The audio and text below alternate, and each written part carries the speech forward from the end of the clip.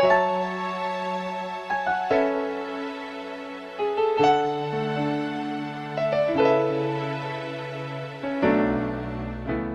assim, mais de 20 anos, na verdade, que eu trabalho em escola e com crianças pequenas, né? Antigamente chamava maternal, aí os nomes foram mudando, foram para período, mas na verdade eu falo que criança é criança em qualquer lugar. E muita gente aprende com elas, e hoje a gente escuta muito falar assim, as crianças mudaram. As crianças de hoje não são mais como eram antigamente. Realmente não são, né?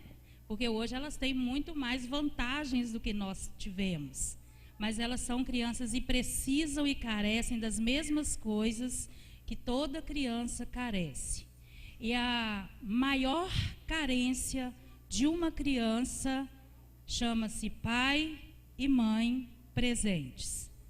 Pai e mãe presentes é fundamental para qualquer criança, seja rica, seja pobre, seja quem for, seja em qualquer lugar do mundo. E o interessante é que a gente pode mudar de país, pode mudar, né? Para quem estudou assim um pouquinho sobre as fases que as crianças passam, a gente estuda sobre pensadores, educadores do Brasil, né, americanos, né, italianos, mas todos convertem numa mesma coisa. As fases são a mesma. Com um ano, a criança brasileira, americana, africana passa por uma fase.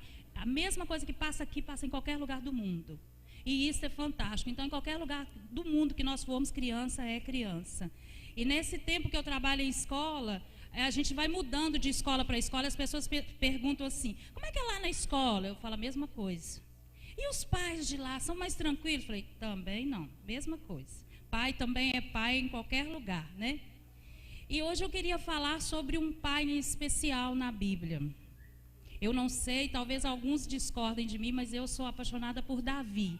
Aí os outros falam assim, não, mas logo Davi errou tanto como pai, mas quem não aprende com erros? Davi errou, eu erro, vocês erram, mas o bom é aprender com os erros das outras pessoas, né? E Davi deixou algumas coisas muito valiosas para a gente aprender. Aí algumas pessoas falam assim, mas Davi foi muito omisso. Mas no final da vida, ele deixou um conselho para o seu filho Salomão, que ele fecha muito bem aquilo.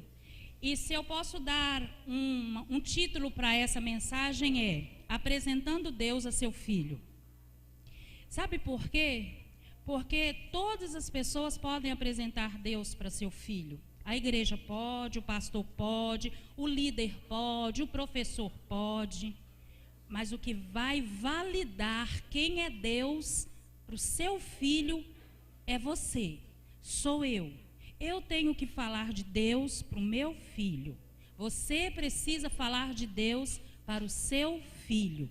E Davi, por mais que ele tenha errado na sua trajetória, quando ele estava próximo da sua morte, ele deu um conselho para Salomão. Quando ele viu que ele estava no final da linha, ele deu um conselho muito interessante para Salomão. Lá no livro de 1 Crônicas, quem pode abrir comigo? No capítulo 28, Davi já estava bem velhinho, já tinha cometido todos os erros que ele podia e não podia cometer. Ele já tinha, como se diz por aí, pisado na bola, ele tinha feito muitas coisas erradas, e aí ele chama Salomão e dá a ele um conselho. 1 Crônicas, capítulo 28, versículo 9. Eu prometo ser bem breve, amém, irmãos? Todos acharam? Esses são uma das últimas conversas que Davi teve com Salomão. Logo após isso, Davi acaba falecendo. E diz assim: Tu, meu filho Salomão, conhece o Deus de teu pai e serve-o de coração íntegro e alma voluntária, porque o Senhor esquadrinha todos os corações e penetra todos os desígnios do pensamento. Se o buscares, ele deixará achar-te por ti. Se o deixares, ele te rejeitará para sempre.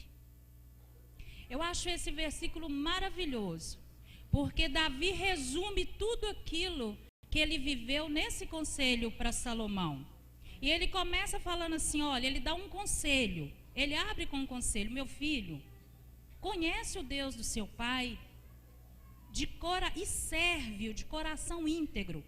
E quem melhor na Bíblia nós conhecemos que serviu a Deus como Davi? Ele é conhecido como homem segundo o coração de Deus. Por isso ele podia falar de Deus para Salomão, porque ele conhecia intimamente quem é Deus. E hoje eu faço uma pergunta: como você apresenta Deus para o seu filho? Hoje na escola dominical nós estávamos lá embaixo com um grupo de jovens, né? E em um determinado momento, às vezes, eu falei com eles assim, às vezes, nós, hoje, eu, a pastora, os pregadores, nós vamos embora. De alguma forma, o tempo vai nos levar embora. E aí vocês, eu falando com ele, vocês vão assumir essas cadeiras, esse púlpito, né? E como é que vocês vão apresentar a Deus? Ah, eu ouvi falar falava de um tal Deus, aquele Deus lá que morreu na cruz. Sabe aquele Jesus, aquele que bateram nele, cuspiram nele? Eu já vi falar desse Jesus. É diferente. Quando Davi fala assim, filho, conhece o meu Deus. Quando você fala, assenta com seu filho e fala assim, meu filho, pode acreditar que isso vai dar certo. Porque eu já passei por isso, eu orei e isto aconteceu. Está escrito no meu livro, na minha história. Quando você conta a sua história, o seu relacionamento com Deus vai impactar seu filho. Quando um dia eu, com toda dificuldade, virei para o meu filho e falei assim, meu filho, eu comprei um lote, nós vamos construir. Ele virou para mim e falou, mãe, você é louca? Como é que nós vamos construir? Eu falei, uai, meu Deus vai ajudar a gente. E nós vamos construir uma casa. Claro que vai dar certo. O Deus que eu acredito, Ele vai fazer isso por mim, por nós, você vai ver só, vai dar certo. Hoje, nós moramos na casa que eu falei com meu filho, que Deus ia abençoar. E hoje, quando eu vejo o meu filho, eu falo, mãe, eu vou fazer a prova do Enem, e eu vou passar, e eu quero fazer tal coisa. Eu falei, isso mesmo, ora e pede a Deus, porque o Deus que me atendeu, quando eu orei, é o Deus que vai te atender. Então, assim, meus filhos são perfeitos? Não. O processo é dele, de conhecer a Deus, é dele, é individual, mas ele precisa da minha referência de fé. Eu preciso apresentar a Deus com muita convicção. Sabe quando você vai dar um remédio para o seu filho e ele faz careta e fala assim, eu não quero tomar. Você fala, toma que vai sarar. E ele abre a boca meio que tremendo, você enfia na boca dele porque você acredita que vai sarar. E ele passa a acreditar porque você acredita. Você é responsável pela fé que seu filho vai desenvolver. Pode ser que um dia ele se desvie, pode ser, mas ele não vai se esquecer, porque a palavra promete isso. Ensina o teu filho no caminho que deve andar. Isso já ficou abatido no nosso meio, no meio das pessoas que conhecem a palavra. E quando ele for velho, ele não vai se desviar dele, mas é minha responsabilidade apresentar Deus para o meu filho. É sua responsabilidade apresentar Deus para o seu filho. Mas a pergunta é, que Deus eu posso apresentar para o meu filho? Com qual profundidade? Com qual intimidade? Sabe? Com qual intensidade? Vai depender da sua vida com Deus. Porque você é o espelho, você é o reflexo. O que eu falo com as crianças lá na escola tem um peso enquanto elas estão lá dentro. Agora, o que você fala, o que eu falo para o meu filho, vai ter um peso para ele, para o resto da vida dele, enquanto ele viver. E Salomão entendeu isso, porque depois que o pai dele morreu, depois que Davi morreu, a primeira coisa que Salomão fez, quando se viu rei de Israel, foi orar a Deus, correu para Deus, falou, Deus me socorre, porque eu vou substituir meu pai. Ele orou para o Deus do pai dele. Cometeu erros? Cometeu. Mas ele aprendeu o caminho. E quem apresentou esse caminho foi Davi. No final da vida foi ele. Ele falou assim, este é o caminho. Serve a Deus, conhece a Deus. Porque ele esquadrinha um pensamento. E Davi sabia muito bem disso. Porque ele tinha experiência com Deus. Porque ele, quando pecou e Deus revelou o pecado dele, ele entendeu. Falou, nossa, O Deus que eu quero que você conheça é esse, que ele esquadrinha pensamento, ele te conhece por dentro e por fora, ao avesso, sabe? Então, é nossa responsabilidade quando nós estivermos apresentando a Deus para o nosso filho, é como se fosse aquela pessoa, como não? Tem que ser aquela pessoa que fala assim, olha, Deus é tremendo, Deus é bom demais, porque Ele fez isso para a minha vida e Ele vai fazer na sua, meu filho. Nós precisamos de referência, nós precisamos deixar referência para os nossos filhos. Há um tempo atrás, quando eu ainda sou jovem, né, mas eu ainda era um pouco mais jovem, e a minha mãe é minha referência, foi minha referência.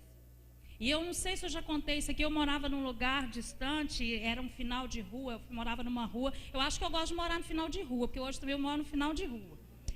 E aí, era uma área rural, então não tinha muita iluminação, a área rural não tem, né? Você tem estrela, lua, e quando acaba a luz, gente, pensa no escuro. Eu sentia o terror que os egípcios sentiam, que eles têm medo de escuro, né? E aí, gente, teve um dia que deu uma chuva, e na minha casa a gente estava em construção, o pastor e a pastora lembram disso. E eram aquelas janelas de madeira que usavam um tempo atrás, que aí você punha a janela de madeira, depois você punha os vidrinhos, né? Agora não usa mais isso, aí você punha lá os vidrinhos, né, Letícia? Não usa mais isso. Mas na época era chique, né? Era o auge do negócio. Aí nós tínhamos colocado as madeiras, mas não tinha posto os vidros ainda não. Aí um dia começou a chover nesse lugar, a chover, e eu estava sozinha com meus filhos. E aí, relâmpago. Aí parece que o relâmpago entrou assim, e foi assim no corredor, e foi queimando todas as luzes, queimou tudo. Eu falei, nossa Deus, aí eu olhava para fora, gente, eu não conseguia, nem vagalume voava lá, porque estava chovendo muito, então não tinha luz nem de vagalume, vela eu não achava, porque eu não era louca de andar naquela casa, porque eu ficava com medo de ter entrado algum bicho e a água, e eu falei, Jesus amado, minha mãe falou que Jesus, quando voltar, vai voltar igual um relâmpago, igual um raio. Se Jesus voltou, porque minha mãe me contou e eu confiava que ia ser desse jeito. Gente, foi a noite mais longa da minha vida. Sabe por quê? Não tinha luz, não tinha como eu ligar para minha mãe, para saber se ela tinha sido arrebatada. Eu passei a noite em claro, porque eu sabia que o Deus da minha mãe vai voltar, porque ela me falou isso. E eu acreditava no tudo que ela falava. Eu falei, gente, e agora? E a noite não passava, e a noite não passava, e a noite não passava. Foi a noite mais longa, gente. Quando a noite passou, que a energia voltou, primeira coisa que eu fiz, ainda era aquele telefone, liguei, peguei, e o negócio tá, eu tô assim, Jesus, mãe, atende, Jesus não voltou, Jesus não pode ter voltado, Jesus não voltou. Aí a mamãe tá assim, alô? Eu fiquei em silêncio. Falei, graças a Deus, mãe, Jesus não voltou. Aí ela virou para mim e falou, o quê? Eu falei, mãe, eu achei que Jesus tinha voltado, porque o senhor falou que ele vai voltar igual um relâmpago. Aí ela foi e começou a rir, mas o negócio não era de rir, gente, eu estava com muito medo, porque eu sei, porque minha mãe foi minha referência. Eu via a vida que ela tinha com Deus e isto me fez crescer na fé. E depois disso, a minha vida, né, com Deus foi caminhando. Eu falei, Deus, nunca mais eu quero ter medo da sua vinda. Eu quero estar preparada como a minha mãe está preparada. Eu quero estar preparada, eu não quero ter medo de quando o Senhor voltar, porque eu acredito que o Senhor vai voltar. E eu quero estar preparada para ir com o Senhor.